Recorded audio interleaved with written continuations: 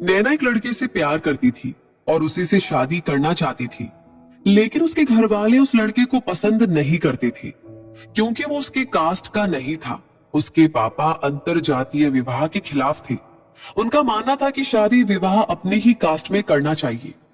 एक दिन नैना उस लड़के से बात करके, जो कि दिल्ली में नौकरी करता था, घर से भाग गई और उससे मिलने जाने के लिए कानपुर स्टेशन पर पहुंच चुकी थी। ट्रेन रात के 11 बजे की थी, तो वो स्टेशन पर बैठकर ट्रेन का इंतजार कर रही थी। नैना जिस बेंच पर बैठकर ट्रेन का इंतजार कर रही थी, उसी बेंच पर एक लड़का भी आकर बैठ गया। देखने में कोई हीरो से कम नहीं लग रहा था। वैसे तो नैना भी खूबसूरती में उससे कम नहीं थी। कुछ देर तो दोनों चुपचाप बैठे रहे। फिर कुछ देर के बाद लड़के ने नैना से कहा, कहाँ जाना है आपको? नैना बोली, आपको क्या मतलब, मैं कहीं भी जाऊं?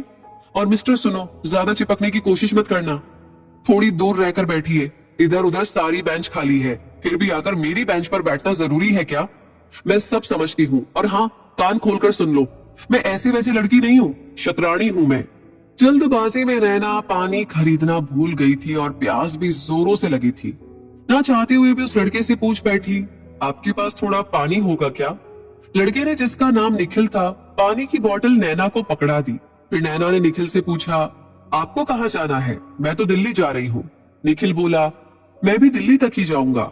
नैना ने पूछा, क्या करते हैं आप दिल्ली में, नौकरी करते हैं? निखिल ने बताया, नहीं, मैं दिल्ली में यूपीएससी की तैयारी करता हूँ। निखिल ने पूछा, आप क्या वहीं रहती हैं? नैना बोली, नहीं, मैं अपने दोस्त से मिलने जा रही हूँ। तभी स्टेशन पर उनकी ट्रेन आने की अनाउंसमेंट हुई। निखिल ने वेटिंग टिकट लिया हुआ था, इसलिए वो नैना के साथ ही नैना की सीट पर जाकर बैठ गया। कानपुर से ट्रेन अभी कुछ ही दूर आगे बढ़ी, तभी उनकी सीट के पास 5 लोग आकर बैठ गए। उनमें से 3 लोग नैना के बगल में आकर बैठ गए और 2 लोग सामने बैठ गए। उनके मुंह से शराब की गंदी बदबू आ रही थी। इसके बाद तो वो गंदे गंदे कमेंट पास करने लगे। निखिल उन लोगों के इरादों को समझ गया था, लेकिन वो उन लोगों से उलझना नहीं चाह रहा था, क्योंकि उन लोगों ने शराब पी हुई थी और संख्या में भी ज्यादा थे। लड़ाई में उनसे जीत नहीं सकता था। उसने तुरंत दिमाग लगाया और नैना से कहा, डार्लिंग, तुम्हारा पेट दर्द कर रहा है ना? ऐसा करो, तुम ऊपर की बर्थ पर जाकर सो जाओ, क्योंकि दिल्ली तो अभी काफी दूर है। कब तक बैठोगी?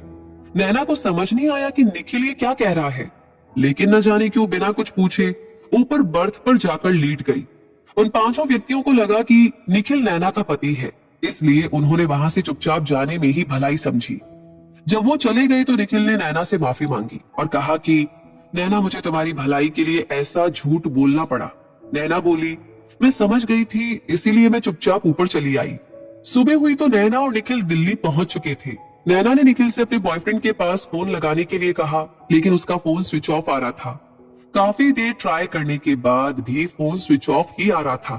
अब नैना को समझ नहीं आ रहा था कि वो क्या करे, लेकिन उसके पास अपने बॉयफ्रेंड के फ्लैट का एड्रेस था। उसने निखिल से कहा कि निखिल, एक आखिरी मदद करोगे क्या? तुम मुझे इस एड्रेस पर पहुंचा सकते हो, फिर तुम चले जाना। निखिल नैना को लेकर उसके बॉयफ्रेंड के फ्लैट पर पहुंचा। वहां गए तो फ्लैट पर ताला लटका हुआ था। पड़ोसियों ने बताया कि 2 दिन पहले ही इन्होंने फ्लैट खाली कर दिया है। कहाँ गए, हमें कुछ नहीं पता। अब बेचारी नैना क्या करे, जिसके विश्वास पर वो अपना घर छोड़कर दिल्ली आ गई थी। उसने उसे धोखा दे दिया था। अब वो जाए तो कहाँ जाए, घर भी वापस किस मुंह से लौटे? निखिल ने नैना से कहा, नैना, अब कहाँ जाओगी? देखो नैना, मुझे कहना तो नहीं चाहिए क्योंकि वो तुम्हारी पर्सनल लाइफ है। किसी भी लड़की को कभी भी घर छोड़कर नहीं भागना चाहिए। मेरा मानना है कि शादी घर वालों की मर्जी से ही करनी चाहिए, क्योंकि भाग कर की हुई शादी की उम्र ज्यादा लंबी नहीं होती।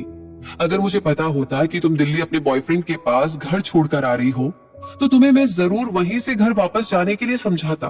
अब बताओ क्या करना है? नैना ने निखिल से कहा, निखिल, क्या तुम कुछ दिनों के लिए अपने पास मुझे रख सकते हो? तब तक मैं अपने बॉयफ्रेंड सुरेश का पता लगाऊंगी। वैसे वो मुझे धोखा नहीं दे सकता है, मुझसे बहुत प्यार करता है। जरूर कुछ ना कुछ बात तो है।